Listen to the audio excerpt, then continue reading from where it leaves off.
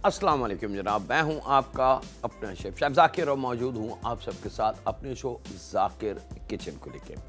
दो सफ़र हैं जनाब, दोनों देसी नहीं विदेशी हैं।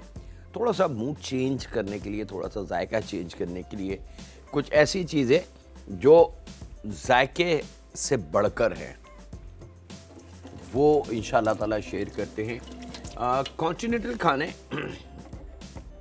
बहुत सारे स्टाइल हैं कॉन्टिनेंटल खाने के, बहुत सारी ऐसी चीज़ें हैं रूटीन की जो फेमस चीज़ें हैं वो तो हमारी नज़रों में हैं, जैसे स्टेक हो गए या पास्ते हो गए या स्टफ चिकन हो गई। लेकिन कॉन्टिनेंटल खाने सिर्फ ये 1, 2, 3 नहीं हैं बल्कि कई हज़ार खाने हैं और ऐसे से भी खाने हैं कि जिनका अभी तक हमने नाम भी नहीं सुना और ऐसे से भी हैं कि जो वाकई अगर कभी हमारे सामने आ जाए तो हम कहें कि वाकई मज़ा आ गया। चलें जनाब, 2 सफ़र हैं मेरे पास। पहला सफ़र मेरे पास बीफ का है, रेड मीट, और दूसरा सफ़र विदाउट एनी मीट, यानी कि उसमें मीट का कोई इस्तेमाल नहीं। लेकिन अगर आप चाहते हैं कि नहीं इसमें थोड़ा सा मीट होना चाहिए तो आप इसमें सी फूड का इस्तेमाल, मौसम को रखते हुए कि ठंड है तो आप झींगों का या फ़िश का इस्तेमाल कर सकते हैं, लेकिन थोड़ा सा ब्लांच करके, यानी कि उबाल के, कच्चे नहीं, न कच्ची फ़िश न कच्चे झींगे अगर आप चाहें तो। चलें जनाब, बिस्मिल्लाहिर्रहमानिर्रहीम स्टार्ट करते हैं जनाब।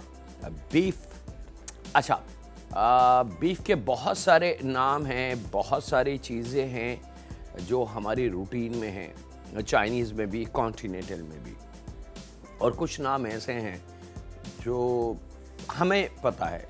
जैसे मिसाल के तौर पर अगर मैं नाम लूँ बीफ ब्लैक पेपर, तो बीफ ब्लैक पेपर का नाम आते ही पहली जो डिश हमारे जहन में आती है वो चाइनीज़ की आती है। लेकिन अगर उसमें एक जुमले का इजाफा कर दूँ बीफ ब्लैक पेपर स्टेक, तो कॉन्टिनेंटल की तरफ चला गया। इसी तरीके से एक एक वर्ड्स आगे पीछे करके आप अपनी पूरी खाना जो है वो कंट्रीज चेंज हो जाती हैं। तो अब अगर बीफ ब्लैक पेपर कहा जा रहा है तो ये ज़रूर मालूम कर लें रेस्टोरेंट में या जहाँ से भी आप ले रहे हैं कि ये किस कंट्री का खाना है या कहाँ का है, चाइनीज़ है या कॉन्टिनेंटल है या देसी है। हमारे पाकिस्तान में भी कढ़ाई भी काली मिर्च के साथ बनाई जाती है, उसको भी बीफ ब्लैक पेपर कढ़ाई कहते हैं। काली मिर्च की जो कढ़ाई होती है, जैसे हरा मसाला या लाल मिर्चें नहीं होती। तो ब्लैक पेपर बेसिकली एक ऐसी ख़ास अल्लाह रब्बुल इज़्ज़त ने जायका हमें अता किया है कि जो हम रूटीन में खा लेते हैं, पका के भी और कच्ची भी। कच्ची हम कैसे खाते हैं कि हाफ़ फ्राई अंडा हम करते हैं सुबह नाश्ते में, ऊपर से काली मिर्च छिड़क के और बड़े मज़े से खा लेते हैं। उस वक्त हमें ख्याल नहीं होता कि काली मिर्च कच्ची है, क्योंकि अल्लाह रब्बुल इज़्ज़त ने उसमें वो तासीर रखी है कि अगर आप कच्चे खाएंगे उसको बगैर पका के तो उसका जायका कुछ और होगा, लेकिन वही काली मिर्च अगर पक जाए तो उसका जायका कुछ और होगा, और वही काली मिर्च अगर पाउडर फॉर्म में बना के खाने में डाली जाए तो उसका जायका टोटली चेंज। और अगर वही काली मिर्च को हम हल्का सा क्रश करके अपने खाने में शामिल करें तो वो कुछ और फ्लेवर देता है। हकीकत में काली मिर्च सिर्फ काली मिर्च है, लेकिन वे ऑफ यूजिंग, यानी कि जो उसके इस्तेमाल का तरीका है, उससे हम जायके को डेवलप करते हैं। तो आज वही चीज़ हमने शेयर करनी है कि बीफ ब्लैक पेपर जो है कॉन्टिनेंटल स्टाइल में हम टच करेंगे और दिखाते हैं कि किस आसानी से और किस तरीके से हम इसको बआसानी बना सकते हैं। यहाँ पे जनाब मेरे पास मौजूद है बीफ अंडरकट, और बीफ अंडरकट को हमने स्लाइसेस में काट लेना है। अच्छा, स्लाइसेस जो हैं वो थोड़े से बड़े साइज़ के समझ लें आप, या थोड़े से सही क्लियर स्लाइस होने चाहिए। बहुत ज़्यादा चूड़ा ना हो, बहुत ज़्यादा छोटे ना हो, बहुत ज़्यादा ऐसे ना हो कि उनकी पहचान ख़त्म हो जाए, या वो ऐसा लगे कि कुटा हुआ कीमा है या कोई टूटा हुआ गोश्त है। तो यहाँ इसके लिए बीफ अंडरकट के हम ना एक पूरा राउंड का एक पीस ले लेना है 4 से 5 इंच का, फिर उसको 1 इंटू हाफ करेंगे। अब यह हाफ आ चुका है और इसको हमने स्लाइसिंग शुरू करनी है। बिस्मिल्लाहिर्रहमानिर्रहीम जनाब, और ये इसकी स्लाइसिंग आ गई जनाब। अब आप देख सकते हैं कि बहुत एहतियात से मैं इसके स्लाइसों को कर रहा हूँ ताकि ये स्लाइस अपना पूरा वजूद कायम रखें, ख़त्म ना हो इसका वजूद। पर इस चीज़ का थोड़ा सा आपने ख्याल रखना है, क्योंकि कॉन्टिनेंटल खाने में खाने की लुक बड़ी अहमियत देती है। और चाइनीज़ के अंदर फ़ायदा हमें ये होता है कि चाइनीज़ के अंदर आप किसी भी कटिंग के साथ खाने को तरतीब दे सकते हैं।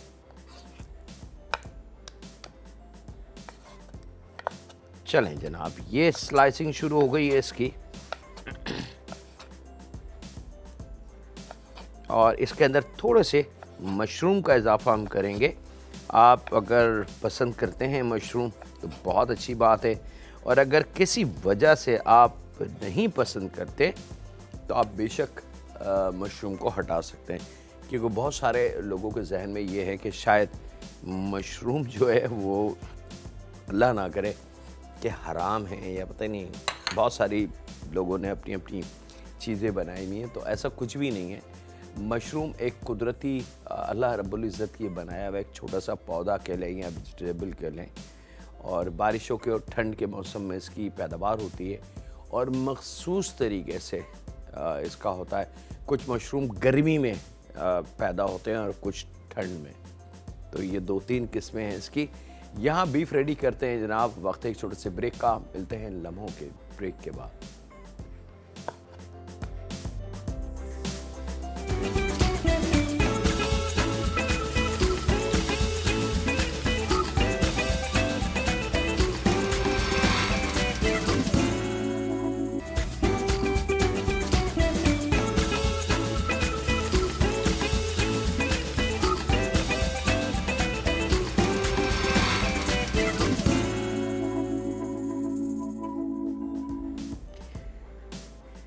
वेलकम बैक जनाब। ब्रेक से वापस आ चुके हैं। यहाँ पे बीफ जो स्लाइस परफेक्टली हमने काटे हैं वो रख लेने हैं अब मैरिनेशन काउंटर पे।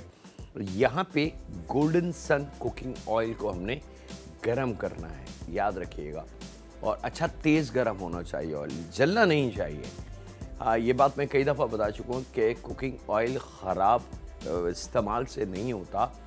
कुकिंग ऑयल अपना कलर चेंज करता है या ख़राब होता है जलने से, बहुत ज़्यादा हीट से।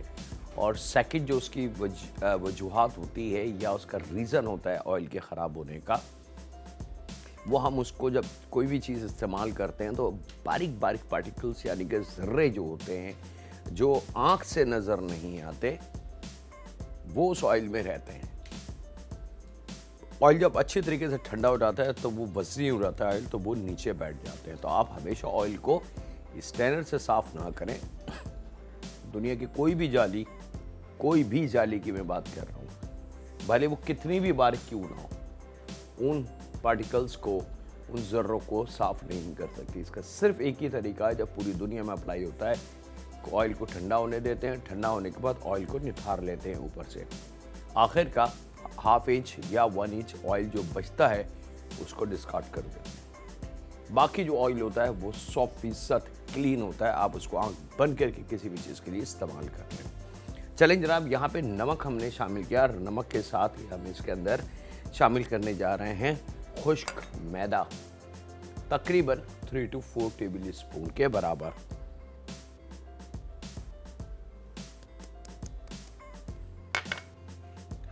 अदरक लहसुन 1 चाय की चमची, अगर खाली लहसुन भी है तो ओके, कोई मुज़ायका नहीं है। अब इन तमाम चीज़ों को यानी कि नमक, लहसुन या अदरक लहसुन और खुश्क मैदा जो हमने शामिल किया उससे इसको हमने फ्लेवरिंग करने लिए हैं, मिक्स कर लेना है।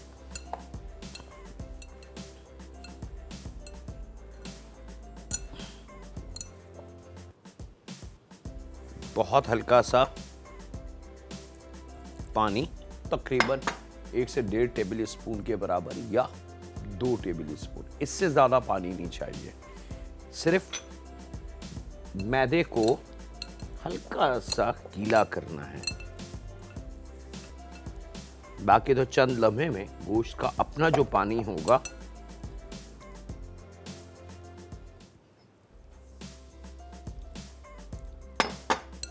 चलें जनाब। टोटल 2 टेबल स्पून पानी। ये अब आप देख सकते हैं कि खुश्क मैदा जो है, मैं दिखा दूंगा आपको उठा के, ये देख सकते हैं खुश्क मैदा जो है इसमें से ख़त्म हो चुका है।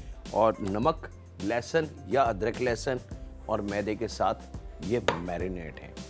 यहाँ पे हमारे पास गोल्डन सन कुकिंग ऑयल तैयार, थोड़ा सा गर्म हो जाए तो हमने इनको फ्राई कर लेना है।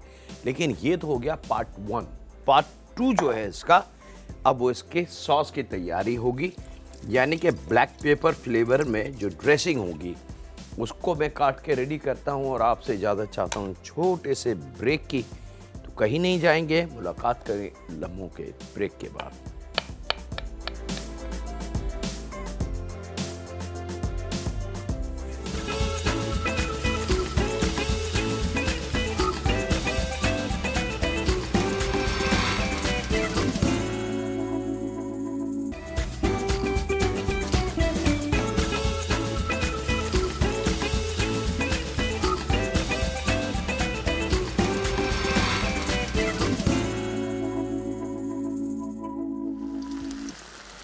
वेलकम बैक जनाब। ब्रेक से वापस आ चुके हैं। अच्छा, ये गलती मत कीजिएगा, ये बहुत बड़ी मिस्टेक्स है।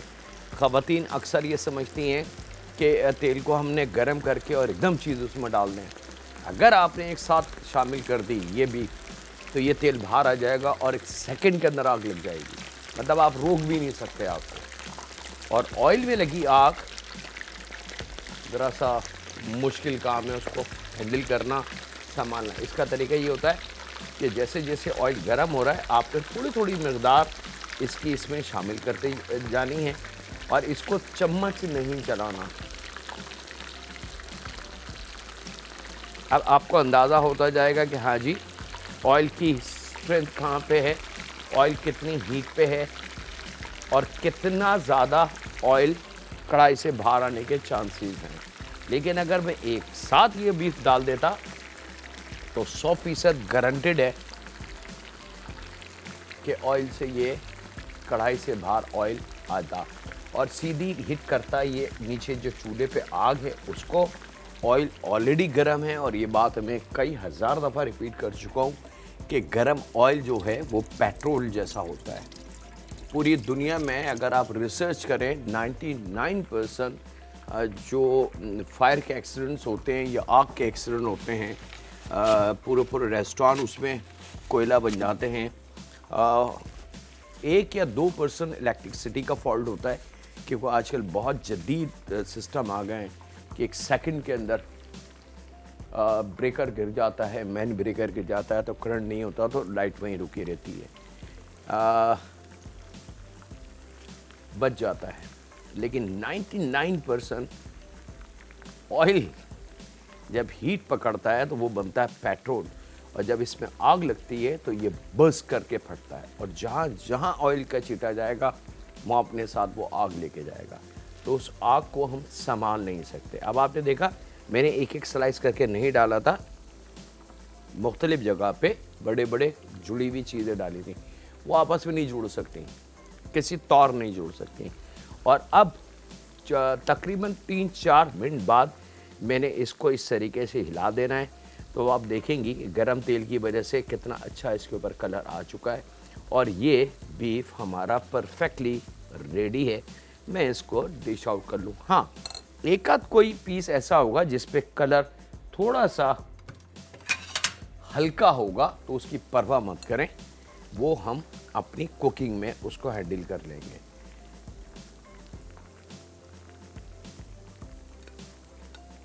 ये सोच के कि बीफ है, आधा घंटा इसको फ्राई करते हैं, तो यकीन माने आधा घंटा आप फ्राई तो कर लेंगी, उसके बाद इसको फेंक देंगी आप, क्योंकि ये खाने के काबिल नहीं होगा।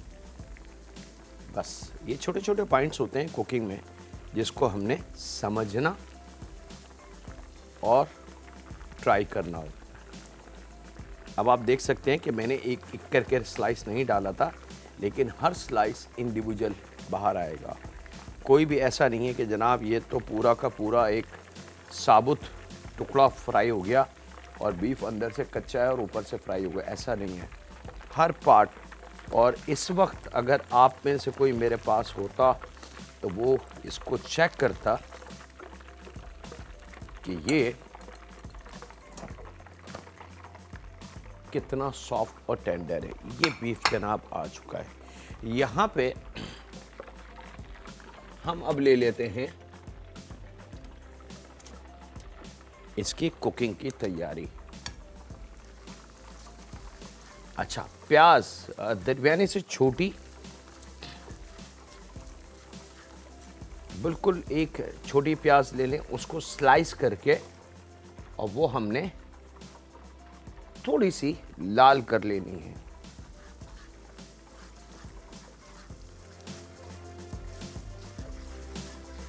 प्याज अगर कच्ची रही तो वो जायका, वो मज़ा इसका बिल्कुल नहीं रहेगा जो एक्चुअल होना चाहिए। तो प्याज का लाल होना बहुत ज़रूरी है। ब्राउन की मैं बात नहीं करूँगा, हाँ सुर्ख प्याज की बात मैं ज़रूर करूँगा कि सुर्ख प्याज, लाल प्याज जिसको हम कहते हैं, कि जिसके अंदर प्याज की अपना वजूद कुछ भी ना हो। और यहाँ पे जो बचा हुआ लहसुन था मेरे पास, या अदरक लहसुन 1 चाय के चमचे के बराबर, 1 चाय की चमची हमने यहाँ इस्तेमाल किया, बाकी 1 चाय की चमची यहाँ है। तो टोटल 1 टेबल स्पून की गुंजाइश है मेरे पास। और यहाँ पे थोड़ा सा कलर आएगा तो ये इसमें मैं शामिल कर दूंगा। वक्त एक छोटे से ब्रेक का, क्विकली वापस आते हैं।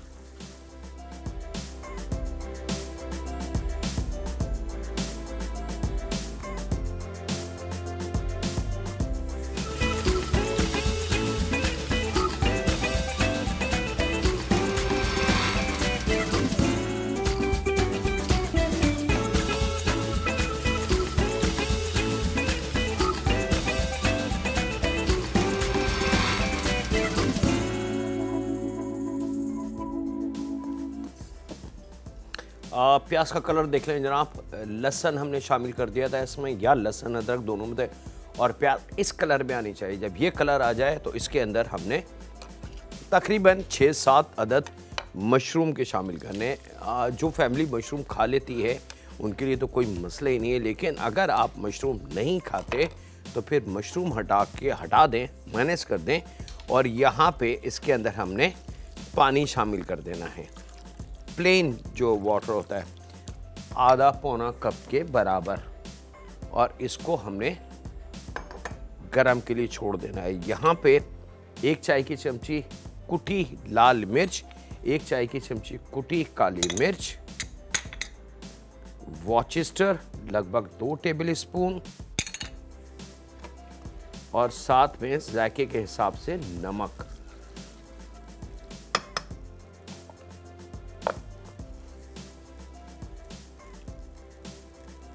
याद रखिएगा बीफ मैरिनेट किया हुआ है, ऐसा ना हो कि नमक ज़्यादा आप कर लें और फिर परेशान हो जाए।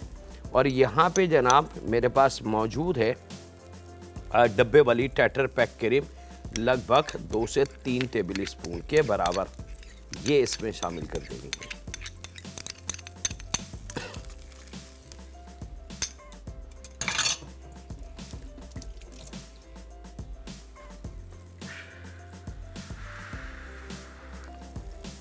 और इसको खूब अच्छी तरीके से हमने मिक्स करना है।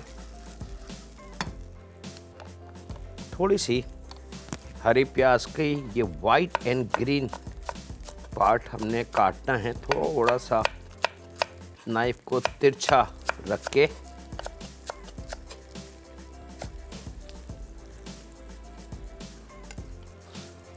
और ये भी इसमें आ जाएगी, ठीक है। जैसे जैसे ये सॉस पकना शुरू होगा, यहाँ पे जनाब भुना हुआ मैदा जो ऑयल में भुना हुआ है, ये ट्रिक कई दफ़ा मैं बता चुका हूँ आप लोगों को।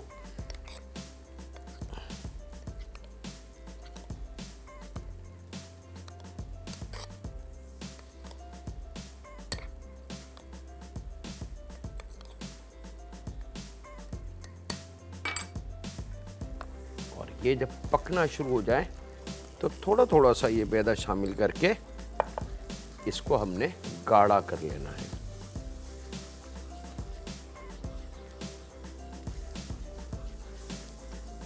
मेरे पास टाइम की बहुत ज़्यादा कमी हो गई है आज, क्योंकि कॉन्टिनेंटल के कुछ खाने थोड़े से टाइम तलब होते हैं, ख़ास तौर पे उनकी कटिंग और उनकी लुक।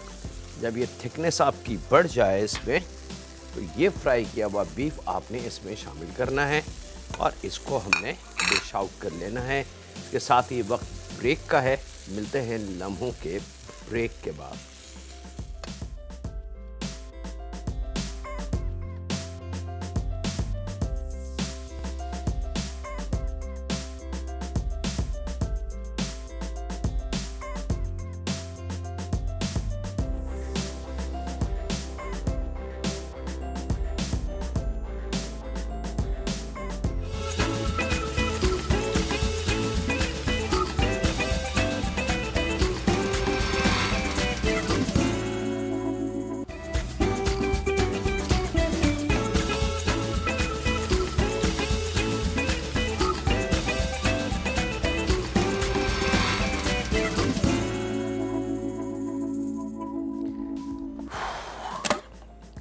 वेलकम बैक जनाब, ब्रेक से वापस आ चुके हैं। टाइम मेरे पास बहुत माइनर सा बचा है। मेरी पूरी कोशिश होगी कि ये दूसरा सफ़र मैं आपको दिखा दूं। क्वार्टर गड्डी पासली है जनाब, फ्रेश, तकरीबन 5-6 दाने मशरूम के, 1 अदद शिमला मिर्च छोटी कटी हुई और 2 अदद दरमियाने साइज़ के टमाटर, अब छोटे टमाटर दरमियाने से भी छोटे, उनको काट के 1 के 4 करके उसके बीज आप निकाल लीजिएगा। और बीज निकालने के बाद टमाटर थोड़ा सख्त होना चाहिए, ये हमने यूज़ करना है यहाँ इस चॉपर मशीन में, और इसको हल्का सा चॉप कर लेंगे। बहुत ज़्यादा पीसना नहीं है। That's it। सबसे अच्छा, ये काम हम हाथ से भी कर सकते हैं, ज़रूरी नहीं, बस ये कि उसके अंदर थोड़ा सा आपको टाइम ज़्यादा लगता। हम चॉपर मशीन से, या जो टेक्नोलॉजी अब बढ़ चुकी है हमारी ज़िंदगियों में, उससे हम फ़ायदा ले सकते हैं। ऐसा नहीं है कि हम फ़ायदा नहीं ले सकते। अच्छा जनाब, यहाँ पे अब मेरे पास उबले हुए राइस हैं, इनको थोड़ा सा ज़्यादा उबाल लें ताकि ये थोड़े से नरम हो जाएं। तो तकरीबन आधा पाव राइस हमने इस सब्ज़ी के अंदर शामिल कर देना है, और इसके साथ इसके अंदर आधी चाय की चमची काली मिर्च, जायके के हिसाब से नमक, और इन तमाम चीज़ों को खूब अच्छी तरीके से मिक्स करेंगे। यहाँ ले लेते हैं जनाब 2 अदद अंडों को,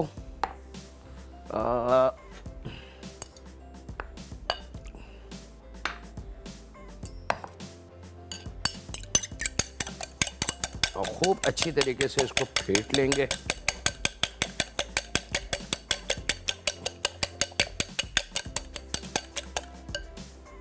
और थोड़ा सा अंडा यहाँ, यानी कि हाफ एग की मैं अगर बात करूँ तो परफेक्ट होगा, ये यहाँ शामिल हो जाएगा। और अब इसको खूब अच्छी तरीके से आपने हाथ से कर लें। सेकंड ऑप्शन आपके पास सेम चॉपर मशीन है, इससे भी हम कर सकते हैं। मैं टाइम को बचाने की कोशिश कर रहा हूँ, अदरवाइज हम इस पर थोड़ी सी मेहनत करते हैं। राइस थोड़ा एक्स्ट्रा उबला हुआ होना चाहिए, यानी कि थोड़ा सा नरम, ताकि वो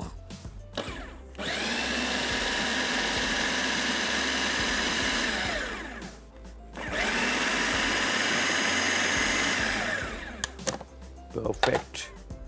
अच्छा जनाब, अब यहाँ पे मैं शामिल करूँगा इसमें 3 टेबल स्पून खुश्क मैदा।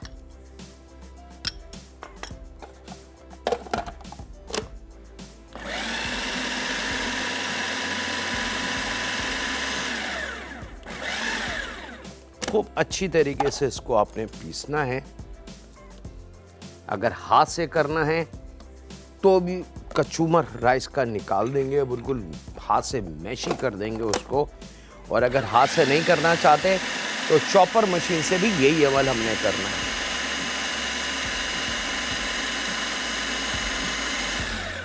चले जनाब, परफेक्ट रेडी।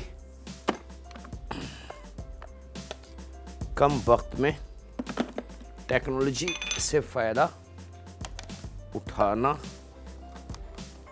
ये लीजिए जनाब, ये एक मज़ेदार सा टेक्सचर आपका तैयार है।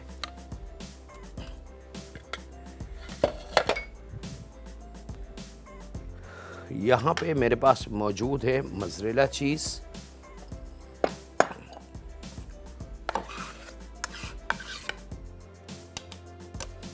मोज़रेला चीज़ के छोटे क्यूब काट लें। इस बात का ख्याल रखिएगा कि मोज़रेला चीज़ जो है वो बिल्कुल फ्रेश होनी चाहिए। और यहाँ पे जनाब ये जो अंडा हमने रखा था, इसमें 1 टेबल स्पून के बराबर खुश्क मैदा शामिल करके और इसको थोड़ा सा गाढ़ा कर लेंगे, तो इसकी बाइंडिंग फोर्स बहुत अच्छी बन जाएगी।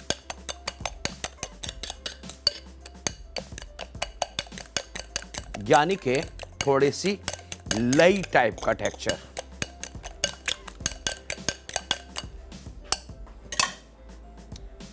ये यहाँ आ गया जनाब। ये है मेरे पास ब्रेड क्रम्ब है, ये एक प्याली में, और यहाँ खुश्क मैदा एक प्याली में से जो बचा हुआ था वो यहाँ मैं शामिल करूँगा।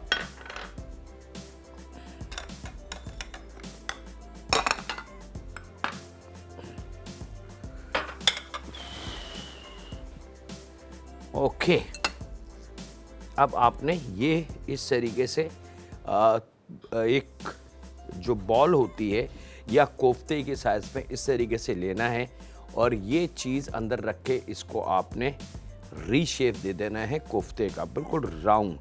और राउंड देने के बाद आपने खुश्क मैदे में इस तरीके से इसको कोट करना है।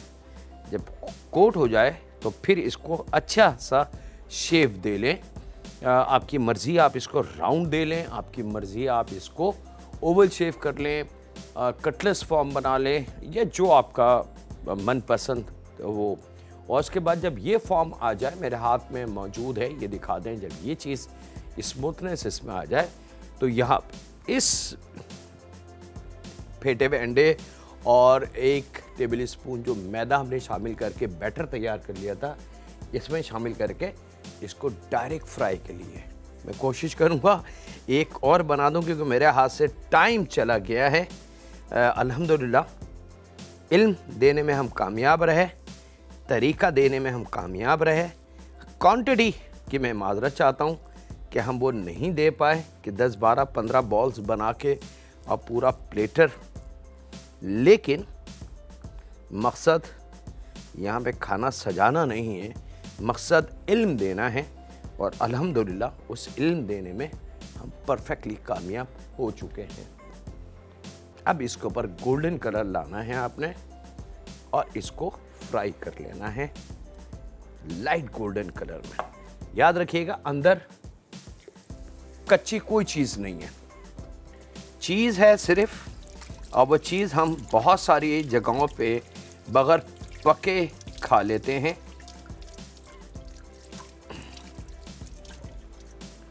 अल्लाह तेरा शुक्र रब्बुल आलमीन।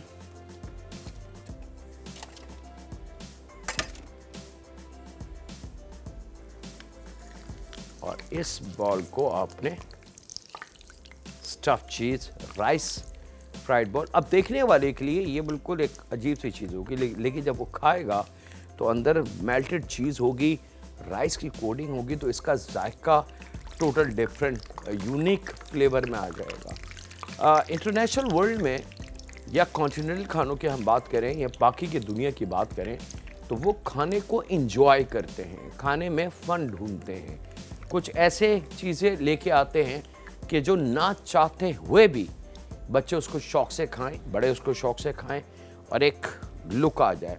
अभी अगर हम बात करते हैं पूरी दुनिया में चिप्स खाए जाते हैं और बड़े शौक़ से खाए जाते हैं, तो उसके पीछे रीज़न क्या है? कभी तो पहली दफ़ा जो वो चिप्स बने होंगे। जी हाँ, बिल्कुल सच्ची का आपने कहा, और वहाँ से वो पॉपुलर हुआ और अब पूरी दुनिया में जो पैकेट वाले चिप्स हैं वो आपको मिल जाएंगे। लीजिए जनाब, लाइट गोल्डन कलर आपने इसको देना है, इससे ज़्यादा इसको फ्राई मत कीजिएगा कि ये काले या ब्लैक हो जाएं। और इसके साथ ही वक्त है आपसे इजाज़त लेने का। अपना, अपने घर वालों का, दोस्तों का, बुज़ुर्गों का, बच्चों का और बेटियों का बहुत ज़्यादा ख्याल रखें और दुआ करते रहें उस खालिक मालिक, उस परवरदिगार से कि ऐ रब हमारे रिस्क में इजाफ़ा फरमा, हमारी रोज़ियों में इजाफ़ा फरमा और हमारी परेशानियां और बीमारियां हमसे वापस ले ले। रहम फरमा हम पे, हमारे माँ बाप पे, हमारी औलाद पे। अल्लाह हाफ़िज़। के बाद